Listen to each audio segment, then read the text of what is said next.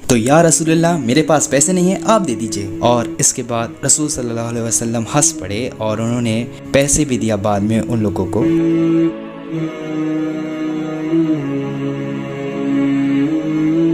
السلام علیکم ورحمۃ اللہ وبرکاتہ۔ میں آپ کا بھائی عمر سلیمان۔ آپ کو اس آدمی کی کہانی یاد ہے رسول کے زمانے میں جو خوب پیتا، اتنا کہ رسول صلی اللہ علیہ وسلم کے پاس وہ بار بار لے کے آیا جاتا اور رسول اس کو بار بار کوڑے پڑھواتے۔ اور ایک بار کی بات ہے کہ حضرت عمر رضی اللہ تعالی عنہ نے انہیں بد دعا دی تھی، کیونکہ انہیں بار بار محمد صلی اللہ علیہ وسلم کے پاس لے کر آیا جاتا ہے ان کی شراب کی وجہ سے۔ اور پھر محمد صلی اللہ علیہ وسلم نے کہا لا تعنہ، اسے بد دعا مت دو، فنا یحب اللہ ورسول اللہ، کیونکہ یہ اللہ اور ان کے رسول سے محبت کرتا ہے۔ اب آپ خود سوچ رہے ہوں گے کہ بھلا یہ آدمی کون ہے، تو آج ہم انہی کی بات کرنے والے ہیں۔ ان کا نام تھا نعیمان ابن عمر رضی اللہ تعالی عنہ، جو کہ انصار تھے نجار قبیلے سے مدینے میں۔ نعیمان واقعی میں دلچسپ کردار تھے اور وہ واقعی میں بہت ہی مذاقیہ صحابی تھے۔ تو وہ یہ صحابی تھے جنہیں جنگ بدر کا تجربہ تھا، جنگ احد، جنگ خندق اور وہ ساری تمام جنگیں جو محمد صلی اللہ علیہ وسلم کے زمانے میں لڑی گئی۔ یہ رسول صلی اللہ علیہ وسلم کے سب سے قریبی صحابی تھے۔ انہوں نے نکاح کیا عبد الرحمن بن عوف رضی اللہ تعالیٰ عنہ کی بہن سے۔ تو ہم کسی عید کے چاند کی بات نہیں کر رہے جو کبھی کبھی دکھتا ہے، یہ بہت بڑے صحابی تھے، لیکن انہیں محمد صلی اللہ علیہ وسلم اور دوسرے صحابہ کے اوپر پرینکس کرنا، مذاق کرنے کی عادت تھی، وہ بھی بار بار۔ جیسے ایک بار کی بات ہے کہ ایک بہت بڑا کارواں مدینے کی طرف آ رہا تھا، تو ان کارواں والوں کے پاس بہت ہی لذیذ مہنگے پھل تھے۔ تو نعیمان نے انہیں دیکھا اور لیا اور محمد صلی اللہ علیہ وسلم کے پاس لے کے گئے اور کہا کہ یہ آپ کے لیے تحفہ ہے، اور کارواں والوں سے کہا کہ یہ ایک قرضے کی طرح ہے، بعد میں لے لیجیے گا مجھ سے۔ تو اس تحفے کو محمد صلی اللہ علیہ وسلم نے لے لیا اور بڑے ہی مزے سے اس تحفے کو کھایا۔ لیکن جب کارواں والے مدینے آئے تو نعیمان سے انہوں نے پیسے مانگا۔ انہوں نے کہا کہ میں نے نہیں کھایا، اللہ کے رسول نے کھایا ہے، جائیے ان سے قرض کی ادائیگی کیجیے۔ تو جب یہ لوگ رسول کے گھر گئے تو انہوں نے پیسے کی درخواست کی۔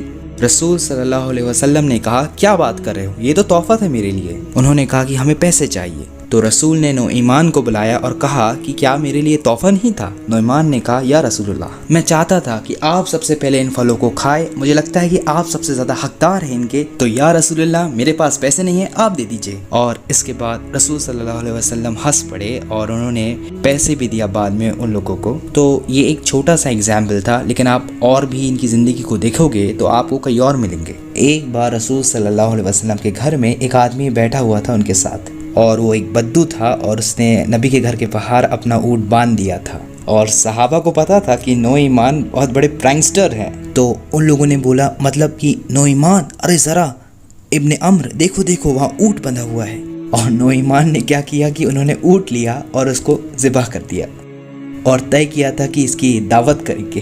جب وہ آدمی نکلا محمد صلی اللہ علیہ وسلم کے گھر سے، وہ چلانا شروع کر دیا، وانا قطع، میرا اونٹ کہاں گیا، میرا اونٹ کہاں گیا؟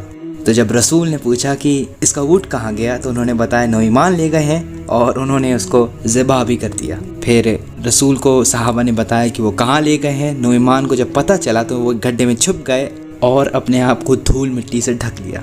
رسول صلی اللہ علیہ وسلم کے پاس گئے، انہیں باہر نکالا اور ان کا چہرہ صاف کیا، اور ان کے ساتھ بعد میں ہنسنے لگے۔ اس کے بعد رسول صلی اللہ علیہ وسلم نے خود اس آدمی کو پیسے ادا کیے اس اونٹ کی قیمت سے زیادہ، اور بعد میں اسی اونٹ کی گوشت کی دعوت کی۔ تو اللہ کے رسول خوب تعریف کرتے ان کے شخصیت کی، اور وہ جو بھی پرینکس کرتے رہتے تھے اور صحابہ کو ہنساتے رہتے تھے۔ لیکن ایک بار تو انہوں نے حد ہی کر دی تھی، مطلب یہ بہت بڑی بات تھی۔ تو ذرا اسے سوچ کے دیکھیے گا۔ ام سلمہ ایک فنی حدیث یا پھر ایک فنی انسیڈنٹ کے بارے میں بیان کرتی ہیں، کہتی ہیں کہ ابو بکر رضی اللہ تعالیٰ عنہ ایک سفر میں نکلنا چاہ رہے تھے، تو انہوں نے طے کیا کہ وہ نعیمان ابن عمر اور شعیب ابن حرملہ کو اپنے ساتھ لے کر جائیں گے اس سفر میں، اور یہ نبی کا ہی دور تھا۔ تو شعیب رضی اللہ تعالیٰ عنہ کو کھانے آنے کی دیکھ ریکھ کرنے کی ڈیوٹی دے دی گئی، اور بعد میں نعمان نے شعیب سے کہا کہ دیکھو مجھے بھوک لگی، مجھے کھانے کو دے دو۔ تو شعیب نے کہا حتی یجی ابو بکر، جب تک ابو بکر نہ آ جائے اور اجازت نہ دے دے تب تک کھانے کو ہاتھ نہیں لگاؤ گے۔ تو نعمان ناراض ہو گئے اور انہوں نے الگ طریقے سے بدلہ لینے کو ٹھان لی۔ یہ بہت ہی اوتھینٹک نریشن ہے۔ تو وہ ایک قافلے والے کے پاس گئے اور نعمان نے کہا کہ دیکھو میں ایک غلام کو بیچنا چاہ رہا ہوں، لیکن وہ واقعی میں انٹیلیجنٹ ہے اور وہ عربی بھی ہے، تو تم جب بھی اسے پکڑو گے تو وہ بولے گا کہ میں آزاد ہوں، تو تمہیں اسے لینا ہے یا نہیں بتا دو۔ تو انہوں نے 10 درہم میں بیچ دیا۔ وہ شعیبت کے پاس لے گئے اور کہا کہ دیکھو وہ رہا تمہارا غلام۔ یہ سن کر وہ لوگ جھپٹ پڑے، پکڑنے لگے ان کو۔ شعیبت نے کہا کہ انا حر، میں آزاد ہوں، میں آزاد۔ تو انہوں نے کہا کہ ہاں تمہارا مالک بول رہا تھا کہ تم ایسا بولو گے۔ اور نعمان وہاں بیٹھے ہوئے تھے، کچھ نہیں بول رہے تھے۔ اور بعد میں ابو بکر واپس آئے اور پوچھا کہ شعیبت کہاں پہ ہے۔ اس کے بعد نعمان نے ابو بکر کو سب کچھ بتایا کہ شعیبت کس حالات میں ہے۔ تو وہ لوگ بعد میں شعیبت کو ڈھونڈنے لگے۔ نعمان انہیں عارضی طور پر غلام بنا کر سبق سکھانا چاہتے تھے۔ اس کے بعد ابو بکر نے ان قافلے والوں کو ان کا پیسہ لوٹایا اور شعیبت کو آزاد کرایا۔ اس کے بعد وہ لوگ رسول صلی اللہ علیہ وسلم کے پاس گئے۔ یہ بہت بڑی بات ہے۔ سلمہ رضی اللہ تعالی عنہ بولتی ہیں فَضَحِكَ عَلَيْهَا صلی اللہ علیہ وسلم اصحابہ حولا، رسول صلی اللہ علیہ وسلم نے اور ان کے صحابہ نے اس قصے کو سن کر پورے سال ہنسا، اور یہ سلسلہ تو چلتا ہی رہا رسول صلی اللہ علیہ وسلم کے بعد بھی، کیونکہ نعمان کے پاس سٹیٹس تھا اور صحابہ چاہتے تھے کہ وہ پرینکس کرے۔ اور عثمان رضی اللہ تعالیٰ عنہ کے زمانے میں تو انہوں نے ایک اور کارنامہ انجام دیا۔ تو اسی دور میں ایک اندھا نابینا آدمی تھا جو کہ مسجد میں تھا اور انہیں پیشاب لگ گئی۔ تو اوبویسلی کوئی نہ کوئی ہیلپ کرتا اور انہیں باہر لے جاتا تاکہ وہ پیشاب کر پائے۔ نعمان نے کہا کہ مجھ پر چھوڑ دو۔ تو نعمان نے انہیں کنارے لے گئے مسجد کے، وہیں پہ اس آدمی نے پیشاب کر دیا تو سبھی اس کے پاس آ گئے اور وہ اس سے ڈر گیا۔ تو اس نابینا آدمی نے کہا کہ کون نوجوان تھا جو مجھے یہاں لے کر آیا؟ صحابہ نے کہا نعمان ہی ہوئیں گے۔ تو اس نابینا نے کہا کہاں ہے، لے کر آؤ، مجھے سبق سکھانا اسے۔ تو نعمان واپس آئے اور انہوں نے اپنی آواز بدلتے ہوئے کہا کہ آپ نعمان سے ملنا چاہ رہے ہیں؟ نابینا آدمی نے کہا ہاں۔ تو انہوں نے ان کا ہاتھ پکڑا اور عثمان رضی اللہ تعالیٰ عنہ خلیفہ کے پاس لے گئے۔